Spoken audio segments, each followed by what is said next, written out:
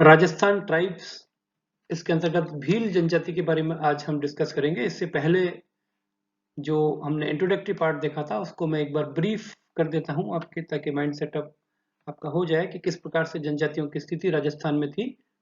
राजस्थान के अंदर जो इंट्रोडक्शन के तहत हमने इनकी प्रतिशत को देखा कि अधिकतर जनजातियां जो है वो राजस्थान के किन क्षेत्रों में बसी हुई है। इसके अतिरिक्त इनकी साक्षरता के बारे में डिस्कस किया और 1971 से कंटिन्यू इनकी जो साक्षरता है उसमें वृद्धि होती रही है और 2011 में जो इनकी औसत साक्षरता है वह 52.80% है, जबकि 1971 में ये 6.47% थी। इससे इस बात का रुझान आता है, इस बात का पता लगता है कि किस प्रकार से इनकी साक्षरता में तेजी से वृद्धि हुई है। इनके स्तर, इनके शैक्षिक स्तर, इनके आर्थिक स्तर, हर स्थिति में इनका विकास हुआ है। तो हम जो 3 क्षेत्र हमने देखे थे उसके बारे में एक बार ब्रीफ कर देता हूं आपको मैं कि कुल जनसंख्या का अधिकांश भाग इन 3 क्षेत्रों में पाया जाता है, जिसमें दक्षिणी राजस्थान, साउथर्न राजस्थान का हमने देखा था और इसके अंतर्गत उदयपुर, चित्तौड़, बांसवाड़ा, डूंगरपुर, यह जो जिले हैं वो मुख्य रूप से आते हैं। इसके अतिरिक्त वेस्टर्न राजस्थान की हम बात करें तो इसके अंदर लगभग 12 जिले सम्मिलित हैं। इसमें प्रमुख रूप से सीकर, झुंझुनू और चूरू, श्रीगंगानगर, नागौर, जैसलमेर, जोधपुर, पाली, बाड़मेर तथा जालोर जिले के भाग यह जिले सम्मिलित हैं और यहाँ पर कुल अनुसूचित जनजाति का 8.19% जो है निवास करता है। और इसके अतिरिक्त तीसरा जो भाग था वो हमने साउथर्न ईस्टर्न राजस्थान का देखा, जिसके अंतर्गत जो है जयपुर, दौसा, अलवर, भरतपुर, करौली, सवाईमाधोपुर, इसके अतिरिक्त अजमेर, टोंक और भीलवाड़ा और बूंदी, कोटा, बारा, झालावाड़ आदि जिले सम्मिलित किए गए और चित्तौड़, सिरोही और उदयपुर के कुछ भाग भी जो है इन जिलों के वो इस क्षेत्र में सम्मिलित किए गए।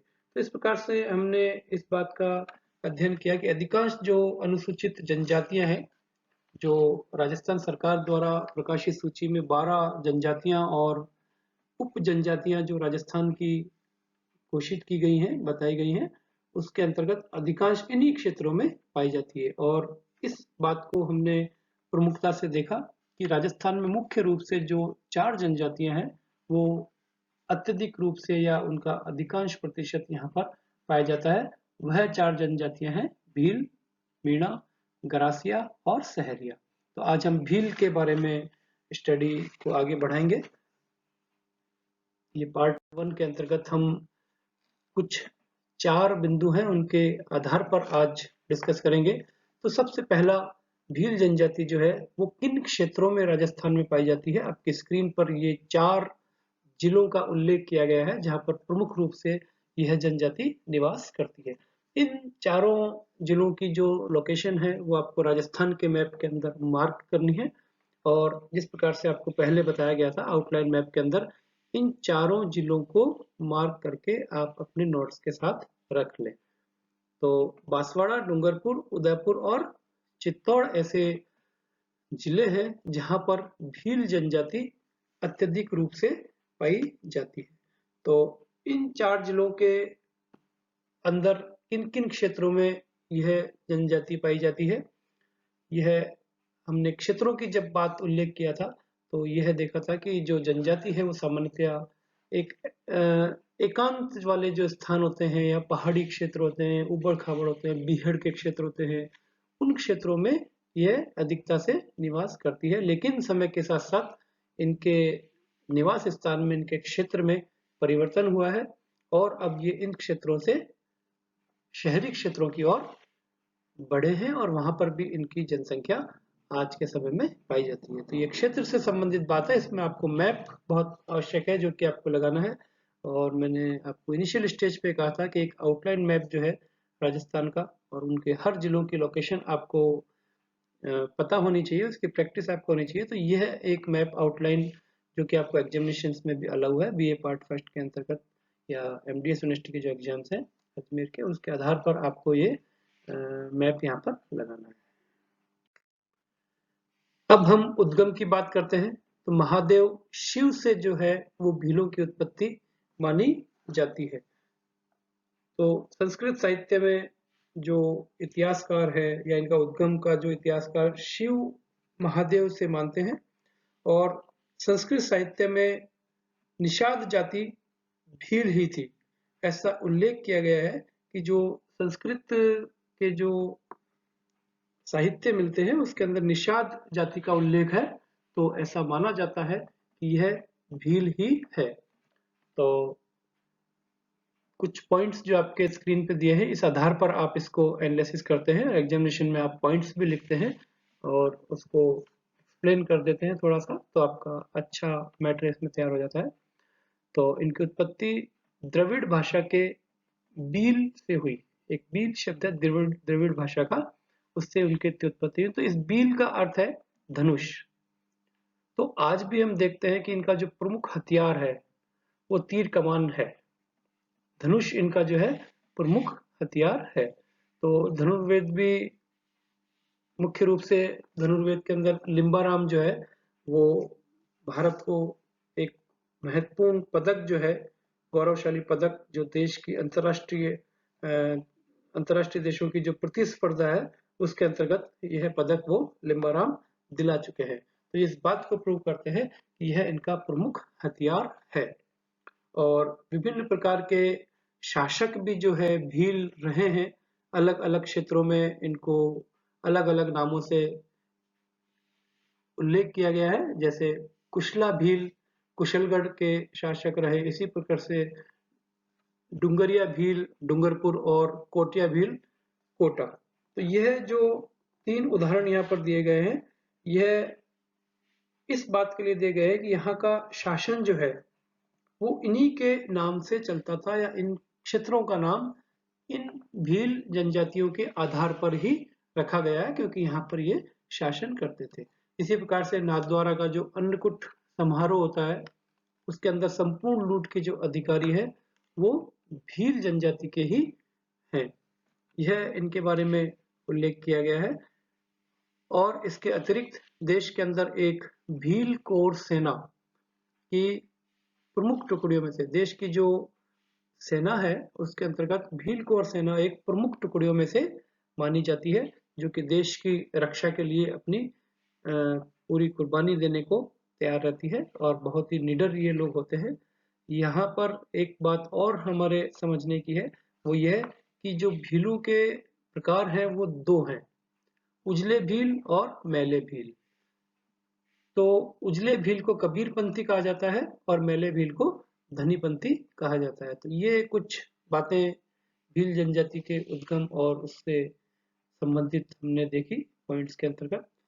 आप इसका स्क्रीनशॉट लेके भी रख सकते हैं।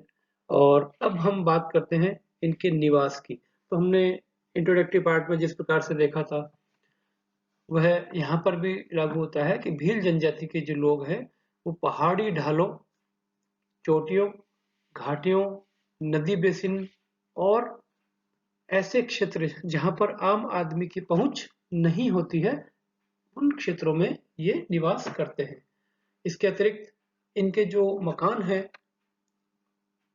उनको टापरा कहते हैं, और जो बस्ती है इनके मकानों की, कई मकानों के मिला के जब एक बस्ती बनती है उसको पाला कहते हैं।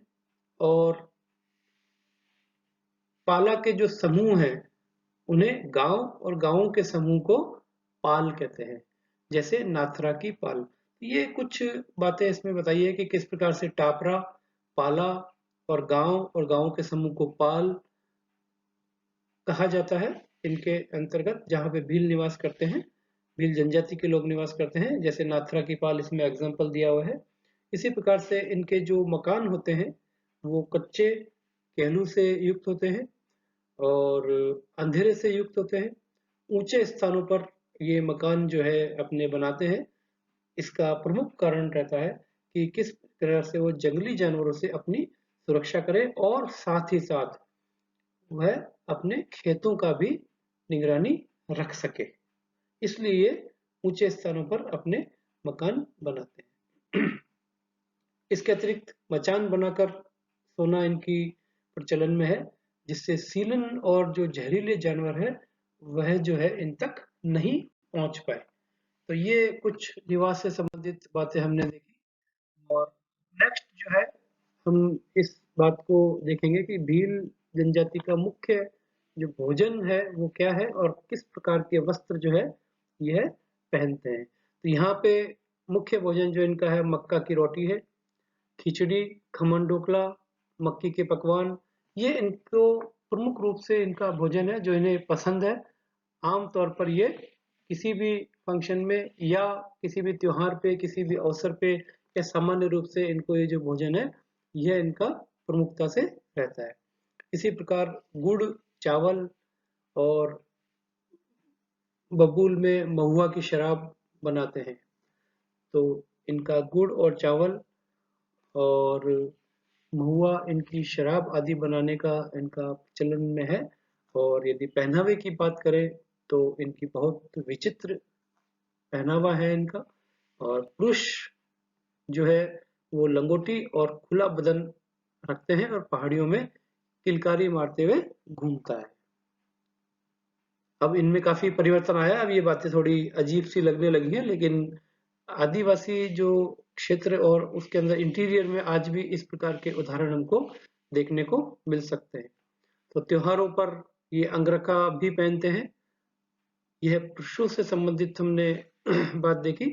इसी प्रकार से स्त्रियां जो है वो घेर घुमेर तार जो लहंगा होता है वह पहनती है। इसके अलावा कैंचुकी और ओढ़नी, सिर पर गूंथे हुए बाल, उनकी लड़ियां, अलग अलग कई प्रकार की मतलब चोटियां बना के, एक से अधिक चोटियां बना के अपने बालों को ये गूंथती हैं और मुजबंद आदि पहनती है। इसके अतिरिक्त सफेद चूड़ियां, नकोचन व प्लास्टिक के आभूषण भी यह पहनती है। तो स्त्रियां काफी प्रकार के जो गहने हैं वो इस प्रकार की ओढ़नी और गहने ये पहनती हैं। ये इनके भोजन और वस्त्र से संबंधित जानकारी है जो हमको रहनी चाहिए। इससे अतिरिक्त और जानकारियां जो है आप और इसमें ऐड करके अपने नोट को बना सकते हैं। तो आज के लिए इतना ही। नेक्स्ट हम अगले टॉपिक में इनके कुछ और ऐसे चीजें देखेंगे जो भील जनजातियों से संबंधित है। Thank you.